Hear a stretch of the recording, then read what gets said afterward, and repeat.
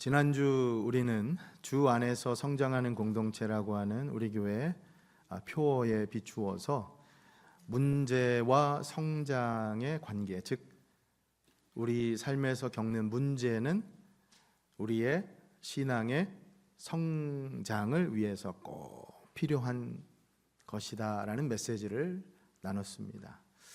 물론 이제 거기엔 조건이 있었죠.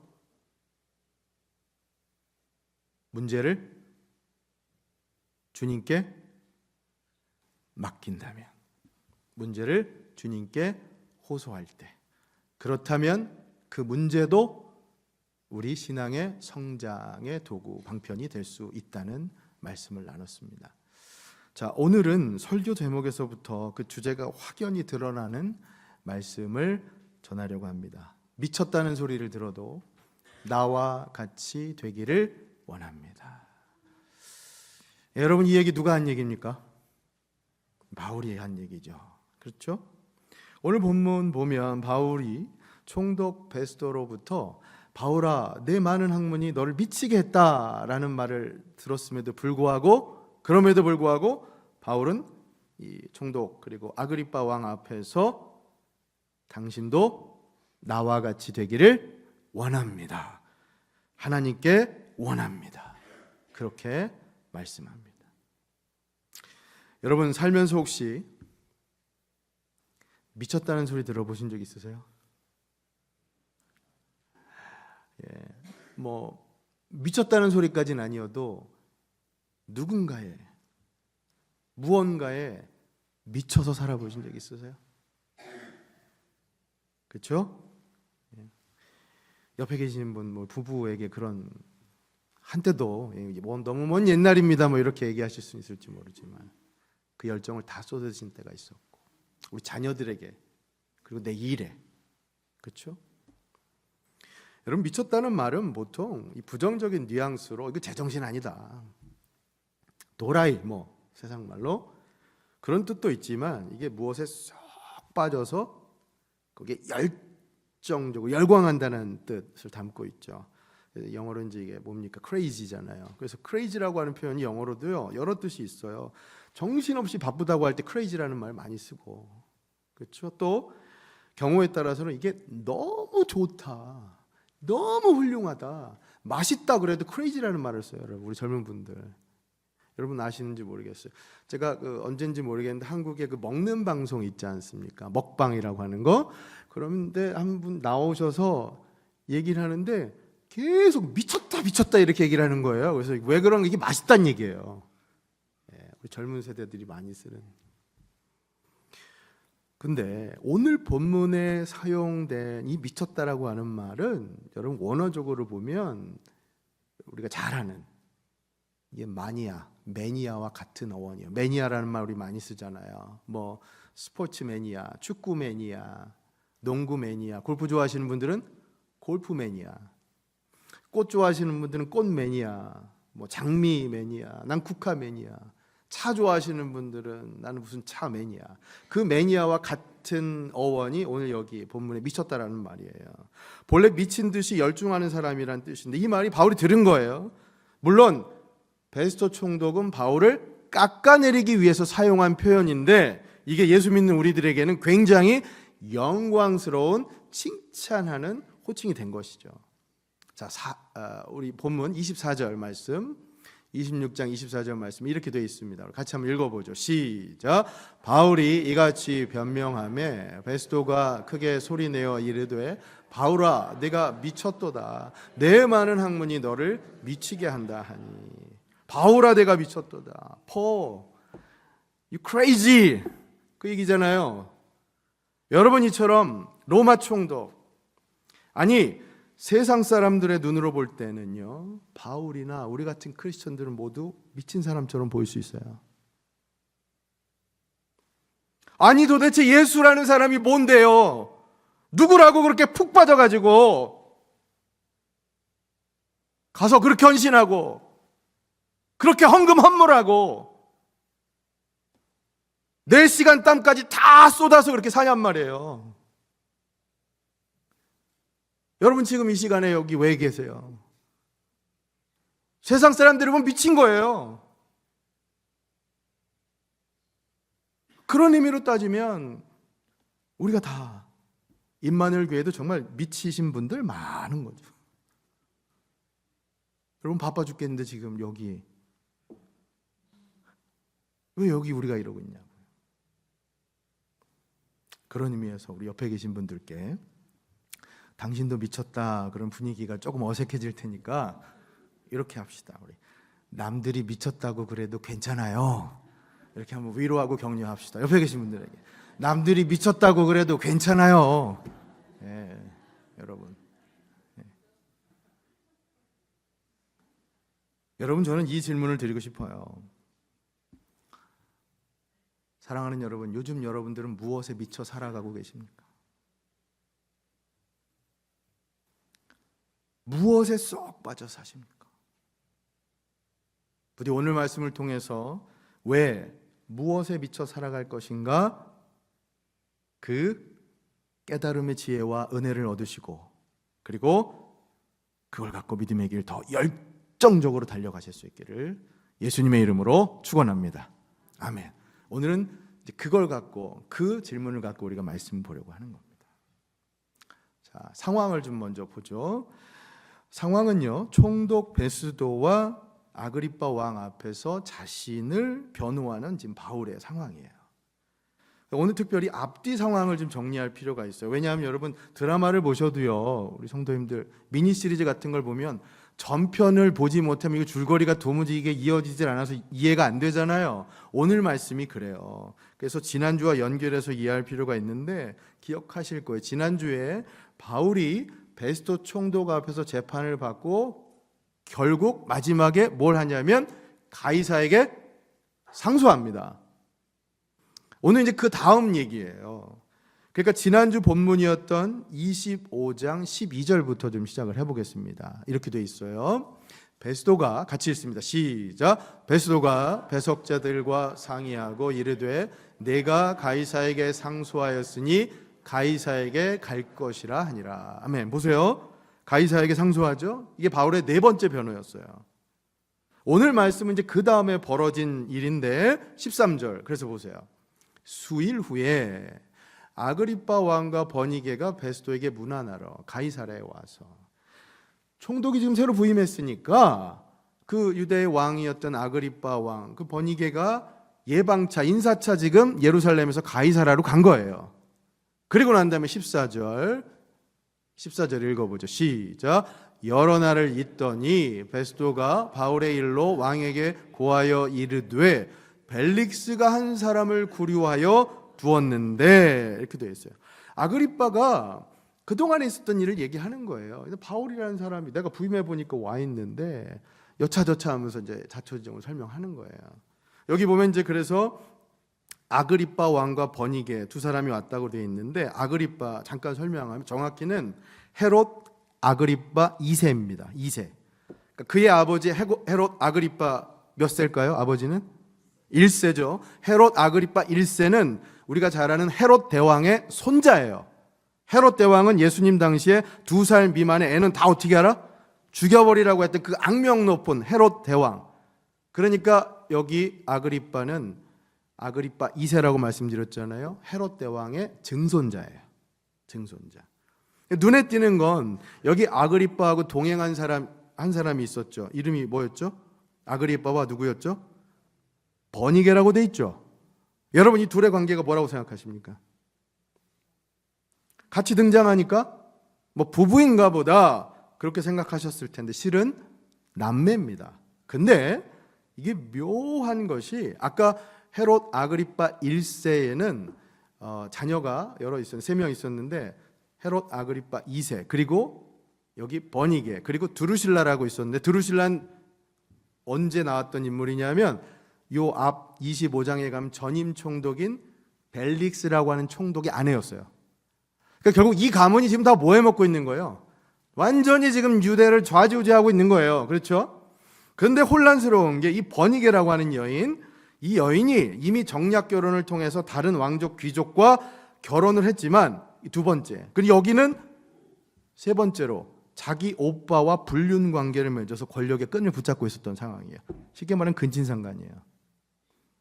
그러니까 정말 말도 안 되는 지저분하고 부도덕하고 불합리한 상황인 거예요, 지금. 그러니까 여러분 생각해 보세요. 아니 도대체 누가 누구를 판단하고 지금 재판한단 말이에요? 그렇잖아요. 바울이 지금 누구 앞에서 지금 자기를 변호하고 있는 겁니까? 이건 말도 안 되잖아요. 그렇기 때문에 지난주에 강조했던 것처럼 우리가 호소해야 할 사람, 우리가 우리의 삶을, 우리 인생을 판단할 수 있는 유일한 의로우신 재판관은 누구시라고요? 예수님. 우리 주 예수님밖에 없는 줄로 믿으시길 바랍니다. 아멘. 자, 이런 상황에서 바울이 지금 아그리빠 왕 버니게 그리고 베스도 총독 앞에서 자신을 변호하는 말씀이 25장, 26장에 쭉 기록되어 있는 거예요. 그러니까 이건 재판은 아니에요. 일종의 청문회 같은 거예요. 청문회. 제가 왜 청문회라고 얘기를 하냐면 재판은 이미 끝났어요. 지난번에 베스도 앞에서 왜 그 결과가 뭐였습니까? 내가 누구에게 이제 상소한다? 카이사에게 상소한다. 그걸로 재판은 끝난 거잖아요. 그러니까 여기 아그리빠 왕 앞에서는 자신을 한 번 더 변호하고 있는, 설명하는 청문회인 셈인 거죠. 그래서 그 결론격의 말씀이 26장 23절, 아까 저희가 봉독한 그 말씀이에요. 26장 23절, 바울이 자신을 변론한 이 말씀 같이 읽어봅니다. 시작. 곧 그리스도가 고난을 받으실 것과 죽은 자 가운데서 먼저 다시 살아나사 이스라엘과 이방인들에게 빛을 전하시리라 함이니이다 하니라. 아멘. 자, 이 말씀 사도행전에 기록된 이제 바울의 마지막 변호예요. 5번째 설교. 그 핵심 결론 말씀이에요. 이 말씀이. 이제 바울은 더 이상 설교하지 않고 이걸 끝으로 예루살렘 가이사랴에서 어디로 가냐? 로마로 가요. 27장부터는. 근데 보세요. 이 말씀 보면, 이 마지막 말씀 보면 바울의 관심은 오직 딱 하나죠. 뭡니까? 지금 뭘 썼어요? 여기서 곧 그리스도 예수께서 고난 받으시고 죽으시고 죽으셔서 다시 살아나시는 거. 여러분 이게 뭡니까? 부활, 복음이잖아요. 그러니까 바울은 그 복음을 믿는 자들은 이스라엘뿐만 아니라 이방인들도 구원의 빛을 허락하셨다라고 하는 이 말씀을 다시 한번 이 결론에서 강조하고 있는 것이죠. 자기를 변호하는 것으로 그치지 않고 복음을 증거하는 자리로 바꾸어서 그렇게 자기 변호를 하고 있다는 겁니다. 자, 이 말씀 이후 그 다음 오늘 우리가 이제 집중하려고 하는 말씀이 그 다음이에요. 바울의 이 말씀을 들은 후에 반응입니다. 첫 번째 교훈 이걸 나누고자 합니다. 세상의 반응, 너는 미쳤다. 이게 바로 바울의 말을 들은 베스도 총독의 말이죠. 우리 24절 말씀을 다시 한번 읽어보겠습니다. 시작. 바울이 이같이 변명하매 베스도가 크게 소리내어 이르되 바울아 내가 미쳤도다. 내 많은 학문이 너를 미치게 한다 하니. 크게 소리내어 이르렀다. 이게 여러분 화를 냈다는 거죠. 그죠? 우리도 말하다가 갑자기 막 누가 언성이 높아지시는 분, 그런 어떤 경우에 그래요? 이게 뭔가 자기가 전곡을 찔리면, 그렇죠? 자기도 모르게 화를 내는 딱 그거예요. 지금 참다 지금 들어보니까 이게 자기를 변명하는 시간이 아니라 뭘 하고 있는 거예요? 지금 바울이 결국 전도하고 있잖아요. 설교하고 있잖아요. 그러니까 네가 미쳤다 소리 지르는 거예요. 여러분 이게 바로 베스도의 반응, 아니 세상의 반응입니다.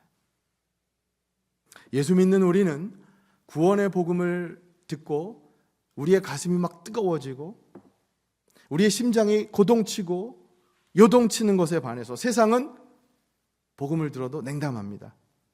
그건 작은 거고 보잘것없다라고 하는 그런 아주 복음을 하찮은 것으로 간주하고는 그들은 오히려 미쳤다라고 간주하죠. 만약 그런 일로 재판을 벌고 받고 목숨까지 건다면 이건 뭐 더 말할 필요도 없이 미친 짓이죠. 그렇잖아요, 여러분. 뭐 그런 일로 목숨을 겁니까? 바울 보세요. 공부도 많이 하고 지체도 높은 사람인데 예수님 안 믿겠다고 그렇게 얘기하면 금방 풀려날 판인데 끝까지 예수님 증거하고 있으니까 이거 베스도 기준으로 보면 미쳐도 완전히 미친 사람이죠. 그래서였을까? 바울도 훗날 고린도 교회에 보낸 서신에서 이렇게 자신의 입장을 고백을 합니다. 고린도 후서 5장 13절 말씀 같이 한번 읽어봅니다. 시작. 우리가 만일 미쳤어도 하나님을 위한 것이요 정신이 온전하여도 너희를 위한 것이니. 아멘. 미쳤어도 하나님을 위해서, 정신이 온전해도 너희를 위해서. 바울은 평생 그렇게 살아왔다는 거죠. 이 말씀은 바울 스스로 그렇게 열정적으로 예수 위해서, 복음 위해서 살아왔다고 고백하고 있는 겁니다. 여러분, 참 대단하죠? 그런데 따지고 보면 이게 바울만 그런 게 아니라고요. 여러분도 마찬가지세요.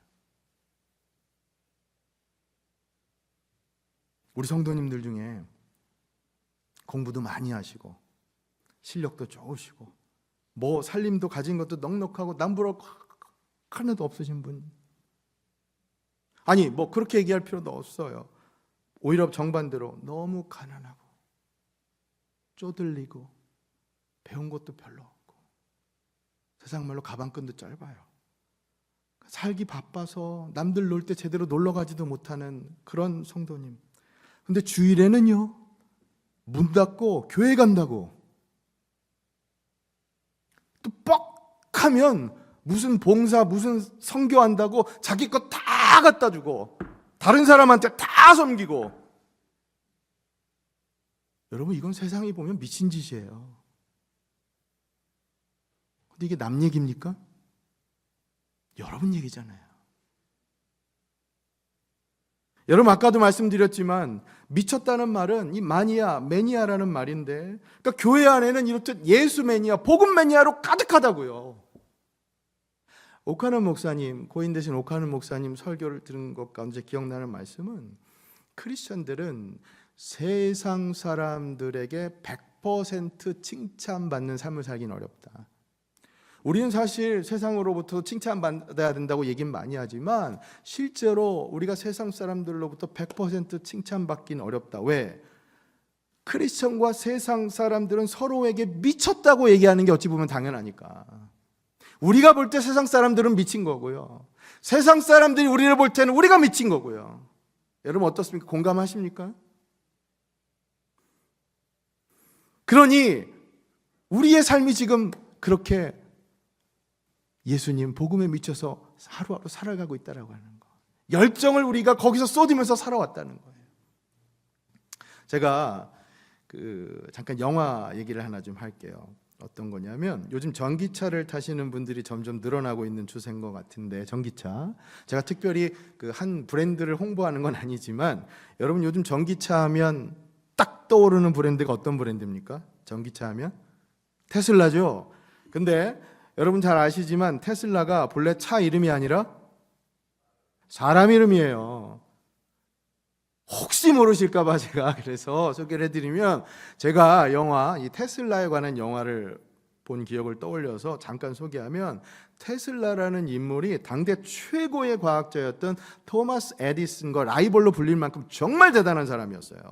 엄청난 업적을 이룬 사람인데 기인이었어요. 기인. 미쳤다고 봐야 할지, 이 사람이.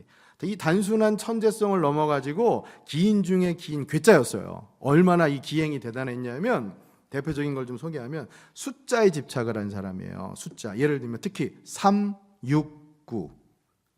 이게 뭐 게임이 아니에요. 우리 젊은 분들 좋아하는 369 그게 아니라, 예를 들어 호텔에 투숙할 때 항상 그 룸 넘버가 3의 배수여야 돼요.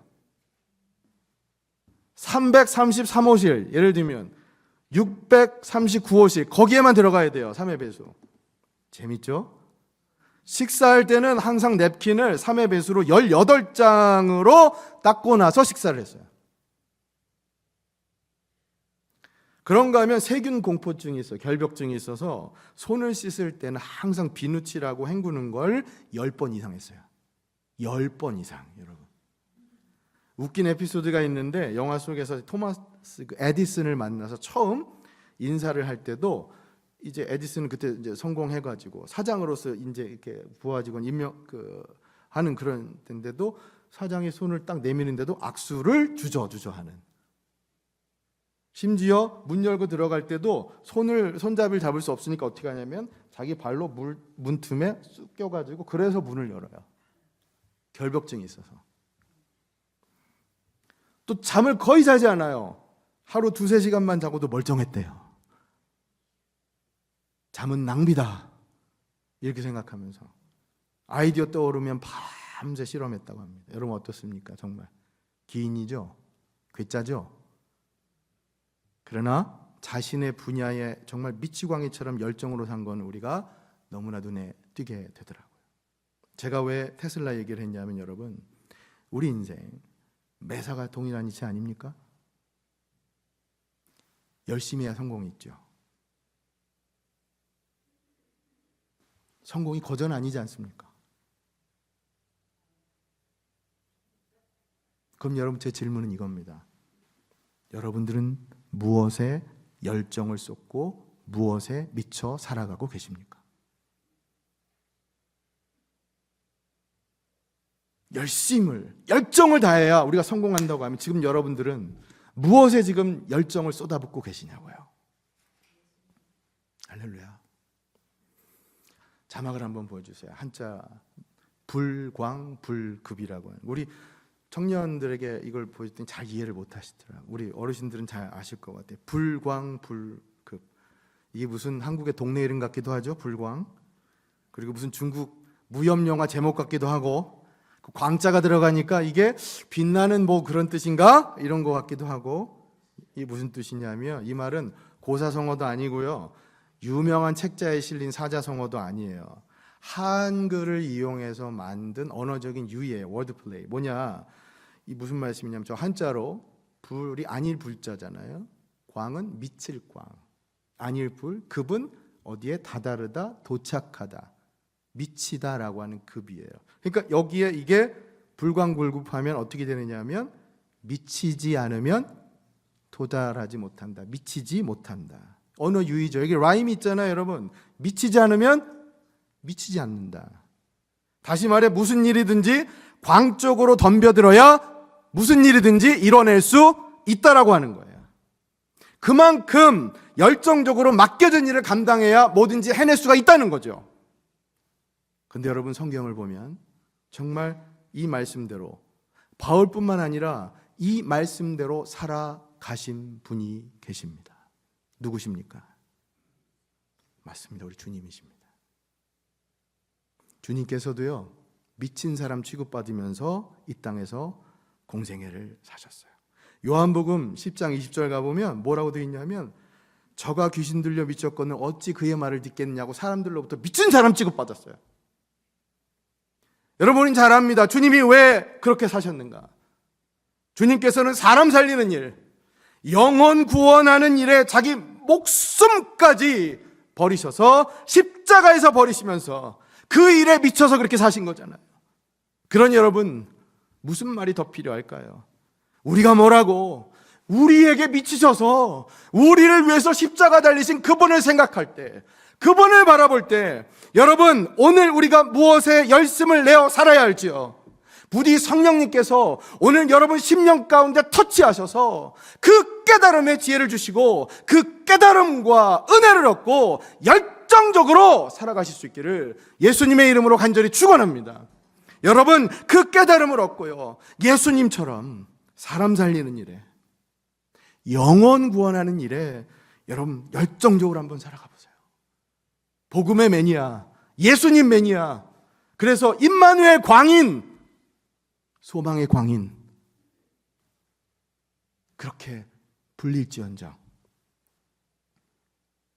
우리가 지금 무슨 일에 열정을 쏟고 살아가야 하는가, 오늘 이 말씀을 통해서 다시 한번 성령님 주시는 그 깨달음에 큰 은혜가 있으시기를 예수님의 이름으로 간절히 축원합니다. 아멘. 첫 번째 교훈입니다. 여러분과 나누고 싶은 거, 세상의 반응은 미쳤다. 자, 두 번째, 이번에는 우리의 반응입니다.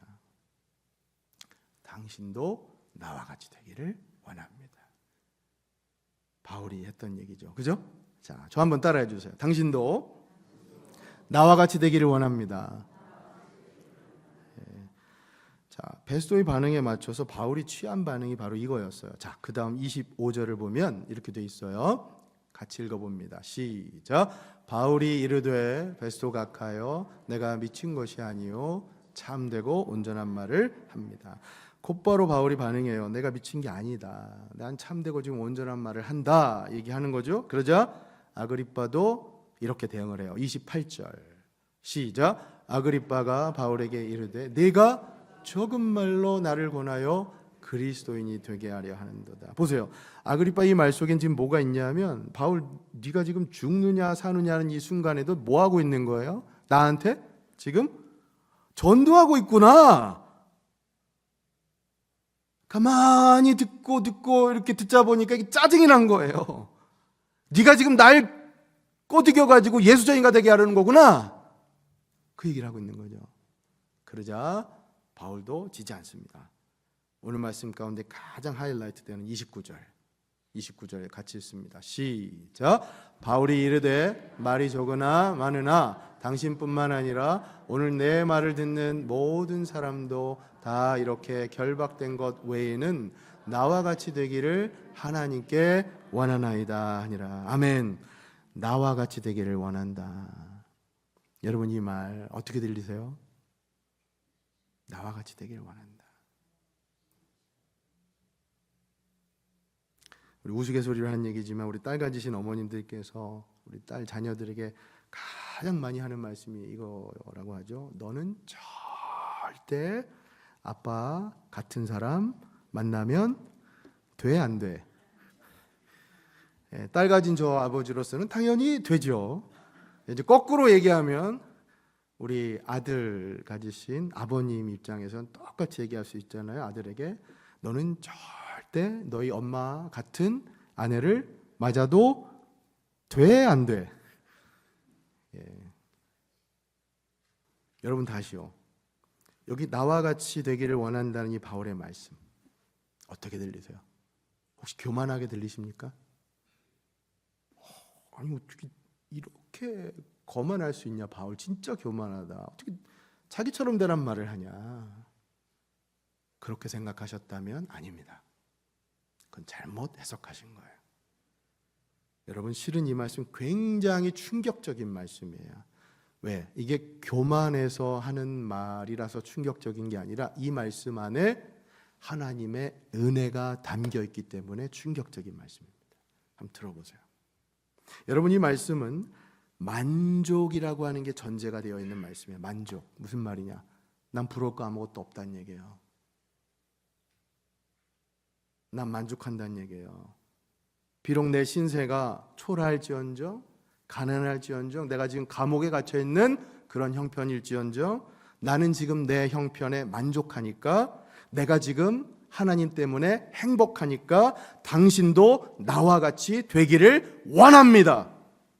그렇게 얘기할 수 있다는 겁니다. 할렐루야. 아멘. 교만해서 하는 말이 아니에요. 여러분 상황이 우습잖아요. 생각해 보세요. 왜냐하면 지금 바울이 감옥에 갇혀 있잖아요. 아니 그런데 뭐 그러면서 본받으라고 얘기해요. 여러분 이렇게 얘기하는 거 말로 지금 미친 말이죠. 총독과 왕 앞에서 그들처럼 지금 화려한 집, 고급진 옷, 맛있는 진수성찬을 먹는 것도 아니고 요즘 말로 올게닉 아마 유기농만 먹었지 않았겠어요 이들이? 그런데 자기 형편은 뭡니까? 감옥에 갇혀서 허접하고 누추하고 초라하고 볼품없는 처지. 근데 자기처럼 되기를 원한다. 이상하잖아요. 이게 미친 말이잖아요.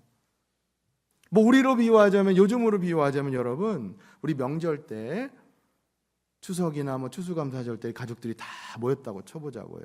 그런데 형제자매들 중에 가장 못 살고 가장 못 배웠고 가장 형편이 안 좋은 근데 가족 중 하나가 딱 일어나서 자기는 가장 지금 힘든데 다른 사람들한테 그렇게 얘기하는 거예요. 다들 형편을 보니까 지금 너무 어렵게 사시는 것 같은데 나처럼 예수 믿고 행복하게 사세요. 그러니까 여러분 가족들의 반응이 뭐라고 나올까요?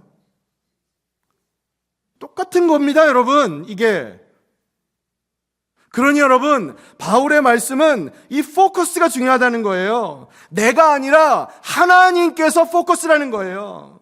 나를 보면, 내 형편을 보면 감히 어떻게 나와 같이 된다, 너희도 그렇게 되기를 원한다고 얘기를 합니까? 포커스는 하나님인 거죠. 하나님의 복음, 하나님의 은혜, 다시 말해 하나님의 은혜로 내가 지금 이렇게 행복하게 살아가니까, 복음의 능력으로 말미암아서 내가 지금 새 생명 얻고 이렇게 기쁘게 살아가니까 당신들도 나처럼 살아가기를 원합니다. 그렇게 축복하는 말씀이라는 거예요. 할렐루야, 아멘. 나는 예수님 한 분으로 족하다. 나는 하나님 은혜로 너무너무 만족한다. 나는 복음의 능력으로 날마다 기쁘다. 이게 바로 그 말씀이란 얘기예요. 그러니 여러분, 바로 이 말이요, 다른 게 아니에요. 바로 이 모습이 선교요, 전도요, 예배입니다. 왜? 우리의 그런 모습을 통해서 우리를 본 사람들이, 우리의 가족들로 하여금 우리의 그 모습을 통해서 바로 그 자리가 선교의 현장이 되는 것이고, 전도의 현장이 되는 것이고, 예배의 현장이 될 줄로 믿으시길 바랍니다. 아멘. 당신도 나와 같이 되기를 원합니다. 그건 내 형편, 그걸 얘기하는 게 아니에요. 하나님께서 나한테 베풀어 주신 은혜의 흔적, 그것 때문에 나도 당신 똑같이 그렇게 살기를 원합니다. 하나님의 은혜로 살아가기를 원합니다. 그렇게 축복과 권면의 말씀, 그것이 오늘 바울 우리에게 가르치고 있는 메시지라는 것이죠. 예. 그렇습니다. 하나님의 은혜가 나 같은 죄인에게도 임하셔서 나 같은 죄인도 하나님의 은혜로 천국 소망하면서 기쁨으로 살아갈 수 있다고 하는 것, 이 하나님의 은혜의 흔적을 당신들도 본받고 그렇게 살고 원한다. 간절한 바울의 외침이에요. 제가 왜 이걸 하나님의 은혜로 해석하느냐, 왜 이 말을? 바울의 말씀 때문이에요. 고린도전서 15장 10절 말씀 여러분 기억하시잖아요. 나의 나 된 것은 다 하나님의 은혜. 맞습니다. 우리 이 말씀 같이 한번 읽어보죠. 고린도전서 15장 10절 시작. 그러나 내가 나 된 것은 하나님의 은혜로 된 것이니 내게 주신 그의 은혜가 헛되지 아니하여 내가 모든 사도보다 더 많이 수고하였으나 내가 한 것 아니요 오직 나와 함께 하신 하나님의 은혜로다. 아멘. 보세요, 바울 말씀하잖아요. 나의 나 된 거, 나의 나됨, 나처럼 되는 거, 이 모든 것은 다 하나님의 은혜다. 그러니 나처럼 되라는 말씀은 교만으로부터 흘러나오는 자만의 말이 아니에요. 이건 지금 내 삶의 모든 것이 하나님의 은혜로부터 발원되었다라고 하는 바로 믿음의 고백인 줄로 믿으시길 바랍니다. 아멘. 자, 그런 의미에서 저는 오늘 말씀 이렇게 적용하면서 마지막으로 말씀 맺기를 원합니다. 우리 옆에 계신 분들에게 한 번 더 우리 축복하면서, 아니 여러분 자신을 축복하면서 이렇게 얘기를 했으면 좋겠어요. 나처럼 되시기를 바랍니다. 옆에 계신 분들에게 축복하면서 나처럼 되시기를 바랍니다. 진심으로 축복해 주세요. 여러분, 나처럼 내 형편 보고 그렇게 되란 말이 아니잖아요. 나처럼 하나님의 은혜를 받고 그렇게 살아가시기를 축복합니다. 그 말이잖아요. 다시 한번 축복해 주세요. 나처럼 되시기를 바랍니다. 여러분, 나처럼 사시길 바랍니다. 예. 제가 오늘 그래서 이 말씀 준비하는데 그 노래가 떠오르더라고요. 우리 게임할 때 어릴 때 많이 불렀던 것 같아요. 나처럼 해봐요. 그러니까 여러분, 이 말이 교만의 발언이 아니에요. 나처럼 하나님의 은혜로 예수 그리스도의 복음으로 기쁘게 행복하게 살라는 축복의 말씀 맺겠습니다. 제가 설교 시작하면서 드린 질문인데요, 여러분 살면서 혹시 미쳤다는 소리 들어보신 적 있으신가요? 부끄럽지만 죄송하지만 제 얘기를 잠깐 하면 저는 있습니다. 언젠가 말씀드린 것 같은데, 제가 처음 목사 되겠다고 했을 때 미쳤다는 소리 많이 들었습니다. 그때만 해도, 왜냐하면 신학이 아닌 다른 분야, 다른 전공으로 박사학위 공부하고 열심히 하고 공부 마치면 한국 가서 좋은 학교에서 티칭하고 모든 것이 잘 될 것으로 생각하며 살았기 때문이죠.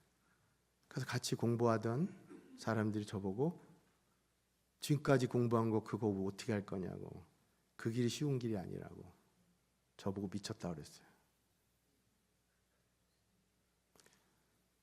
여러분, 오늘 바울이 왜 미쳤다는 소리를 들었습니까? 바울이 왜 지금 재판을 받고 있습니까? 자신의 이익과 안녕 때문입니까? 자신이 남들 위해 군림하기 위해서 이 소리를 듣고 있습니까? 아니잖아요. 누구 때문에? 예수님 때문에, 복음 때문입니다. 그의 열정의 근원은 예수 그리스도, 복음 때문이었습니다. 사랑하는 여러분, 도전합니다. 여러분들에게. 여러분들은 지금 무엇에 미쳐 살아가고 계십니까? 이번 한 주 여러분들은 어떤 일에 여러분의 열정을 쏟아붓고 살아가려 하십니까? 바라기는 부디 여러분과 저도 너희가 정말 미쳤구나라고 하는 이 영광스러운 칭찬을 받으며 신앙생활할 수 있으면 좋겠습니다. 그런데 우리가 열정을 쏟는 그 일이 돈 버는 일에만 혈안되지 말고, 세상의 성공에만 집착하지 말고, 예수님처럼 사람을 살리는 일에, 영혼을 구원하는 일에 우리의 열정을 쏟아 부을 수 있으면 좋겠습니다. 그래서 바라기는 부디 이번 한 주도 내가 미쳤다는 소리를 들어도 당신도 나와 같이 되기를 원합니다. 바울의 이 고백처럼 하나님의 은혜로 예수 그리스도의 복음의 능력으로 그렇게 나는 기쁘게 행복하게 살아갑니다. 그 믿음과 감사의 찬양을 하나님께 올려드리는 여러분 모두가 되시기를 예수님의 이름으로 간절히 축원합니다. 아멘.